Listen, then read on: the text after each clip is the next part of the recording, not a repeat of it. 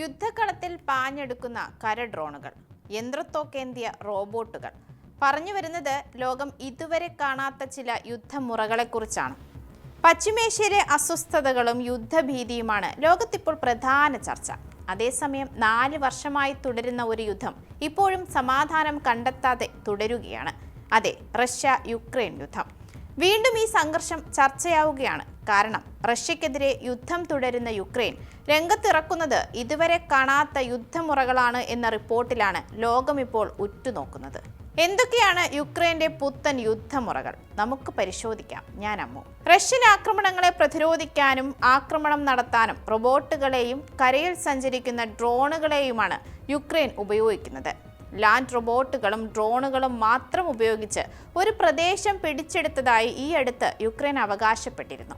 കരയിലെ റോബോട്ടിക് ആക്രമണങ്ങൾ കൈകാര്യം ചെയ്യുന്ന 3ാം സെപ്പറേറ്റ് അസോൾട്ട് ബ്രിഗേഡിലെ NC-13 യൂണിറ്റാണ് ഈ ആക്രമണം നടത്തിയത്.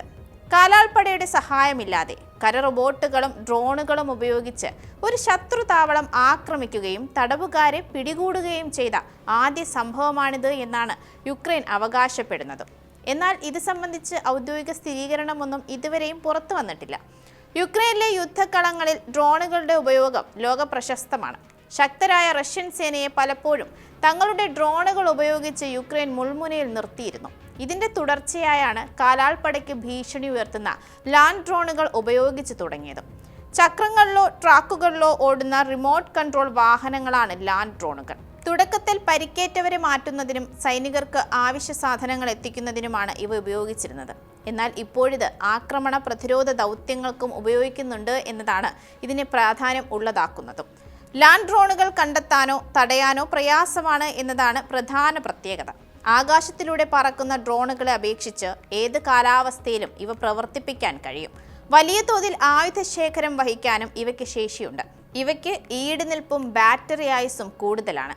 കരയിലൂടെ ഓടി നടന്ന് യന്ത്രത്തൊക്കുകളുമായി യുദ്ധം ചെയ്യാൻ ശേഷിയുള്ളവയാണ് ലാൻഡ് റോബോട്ടിക് സിസ്റ്റങ്ങൾ. കഴിഞ്ഞ വർഷം മെഷീൻ ഗൺ ഘടിപ്പിച്ച ഒരു ലാൻഡ് റോബോട്ട് 45 ദിവസത്തോളം റഷ്യൻ മുന്നേറ്റത്തെ തടഞ്ഞു നിർത്തിയതായി യുക്രൈൻ അവകാശപ്പെട്ടിരുന്നു. ഈ കാലയളവിൽ ഇതിന് ചെറിയ അറ്റകുറ്റപ്പണികളും 2 ദിവസത്തിൽ ഒരിക്കലുള്ള ബാറ്ററി റീചാർജിങ്ങും മാത്രമാണ് ആവശ്യമായി വന്നത്. റഷ്യയുടെ വമ്പൻ സൈനിക ബലം മറികടക്കാനുള്ള പദ്ധതി പ്രകാരം ആളുകൾക്ക് പകരം കൂടുതൽ യന്ത്ര സംവിധാനങ്ങൾ ഉപയോഗിക്കാനാണ് യുക്രൈന്റെ പ്ലാൻ. കാലാൾപ്പടയുടെ 1/3 ഡ്രോണുകളും റോബോട്ടുകളും ഉപയോഗിക്കാനാണ് പ്രധാന പദ്ധതി. കഴിഞ്ഞ 3 മാസത്തിനുള്ളിൽ ഡ്രോണുകളും റോബോട്ടുകളും 22,000-ലധികം ദൗത്യങ്ങൾ നിർവഹിച്ചതായി പ്രസിഡന്റ് സെലൻസ്കി അവകാശപ്പെട്ടിരുന്നു.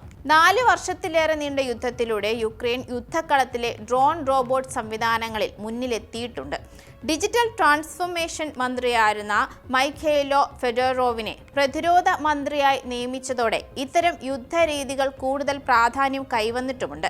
സാങ്കേതിക വിദ്യയിലും വിവരശേഖരണത്തിലും അനിശ്ചിതമാണ് ഈ യുദ്ധമുറ. ഡ്രോൺ വികസന നിർമ്മാണ പദ്ധതികളിൽ 100 കണക്കിന് കമ്പനികൾ പങ്കാളികളാകുന്നുമുണ്ട്. പ്രതിരോധത്തിനും ആക്രമണത്തിനും ഒരുപോലെ പ്രാധാന്യം നൽകുന്നതാണ് ഈ യുദ്ധരീതി.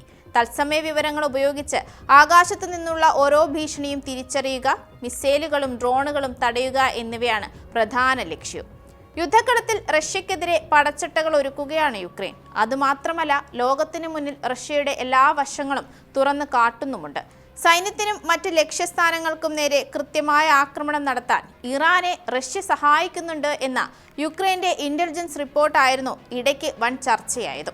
മധ്യേഷ്യയിലെ സൈനിക കേന്ദ്രങ്ങളെയും US-ന്റെ മറ്റ് പ്രധാന കേന്ദ്രങ്ങളുടെയും ഉപഗ്രഹ ചിത്രങ്ങൾ റഷ്യ ഇറാന് കൈമാറുന്നുണ്ട് എന്നാണ് റിപ്പോർട്ടിൽ ആരോപിക്കുന്നത്.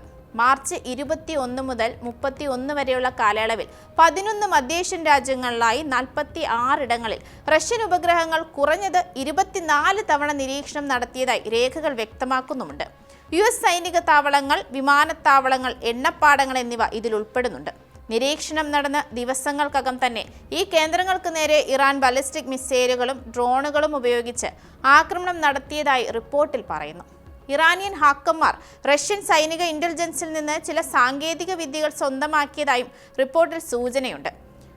യൂറോപ്യൻ യൂണിയനുകളുടെ കടുത്ത ഉപരോധങ്ങളെ തുടർന്ന് റഷ്യയുടെ സാമ്പത്തിക നില പരുങ്ങലിലായിരുന്നു. എന്നാൽ ഇറാൻ യുദ്ധത്തിന് പിന്നാലെ കാര്യങ്ങൾ മാറിമറിഞ്ഞു. ഇറാൻ പരമോന്നത നേതാവായ ഖമനേയിയുടെ മരണത്തിന് പിന്നാലെ ഇറാൻ ഹോർമുസ് കടലിടുക്ക് അടച്ചതോടെ ആഗോള എണ്ണ വിപണി സമ്മർദ്ദത്തിലായി. സമ്മർദ്ദം നേരിടാൻ റഷ്യൻ എണ്ണയ്ക്കുമേലുള്ള ഉപരോധം പിൻവലിക്കാൻ US നിർബന്ധിതരുമായി. ഗൾഫ് മേഖല യുദ്ധത്തിന്റെ ചൂടിലായതിനാൽ തന്നെ റഷ്യൻ എണ്ണയ്ക്ക് വൻ ഡിമാൻഡുമുണ്ട്. ഇത് വറ്റിത്തുടങ്ങിയ റഷ്യൻ ഖജനാവിന് ഒരു പുത്തൻ ജീവനാണ് നൽകിയത്. ഇത് ബുദ്ധിമുട്ടുണ്ടാക്കിയത് യുക്രൈന് തന്നെയാണ്. യുദ്ധത്തിന്റെ മൂർച്ച ഇതോടെ കൂടി. റഷ്യയിൽ നിന്ന് വൻ ആക്രമണം യുക്രൈന് പിന്നാലെ നേരിടേണ്ടിയും വന്നു.